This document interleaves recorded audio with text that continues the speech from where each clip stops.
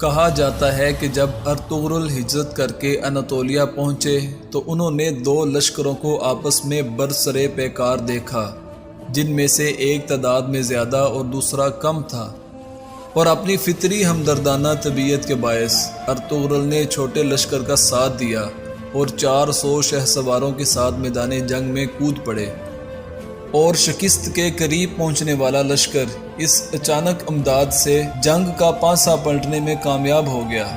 Ertugrul نے جس فوج کی مدد کی وہ دراصل سلجوق روم کا لشکر تھا، جو مسیحیوں سے برسرے پیکار تھا، اور اس فتح کے لیے ارطغرل کی خدمات کے پیش نظر انہیں اس کی شہر کے قریب ایک جاگیر عطا کی۔ 1281 عیسوی میں ارطغرل کی وفات کے بعد اس جاگیر کی سربراہی عثمان اول کے ہاتھ میں آئی، جنہوں نے 1299 عیسوی میں سلجوقی سلطنت سے خود مختاری کا اعلان کر کے عثمانی سلطنت کی بنیاد ڈالی۔ عثمان اول نے اس چھوٹی سی سلطنت کی سرحدیں بازنطینی سلطنت کی سرحدوں تک پھیلا دی اور فتح کے بعد دارالحکومت بورصہ منتقل کر دیا۔ عثمان اول ترکوں میں انتہائی قدر کی نگاہ سے دیکھے جاتے ہیں۔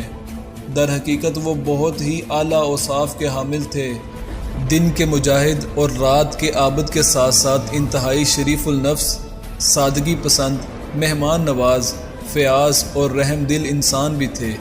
ان کا دور حکومت سلطنت عثمانیہ کی بنیادوں کو مضبوط کرنے کا سبب بنا۔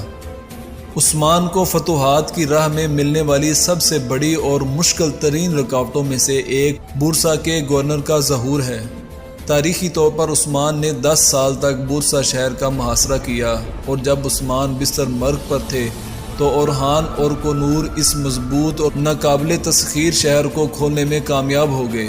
جب عثمان بستر مرگ پر تھے تو اس عظیم فتح کا جھنڈا لہرایا گیا اور ان کو خوشخبری سنائی گئی، تو وہ خوشخبری سن کر بہت روئے اور بورصہ میں دفن ہونے کا کہا۔ اس سیزن میں عثمان نے کیسے بورصہ کا محاصرہ کیا اس کے متعلق دکھایا جائے گا، اور کیسے اورحان عثمان کے ساتھ جنگوں میں شامل ہوتا رہا یہ دکھایا جائے گا۔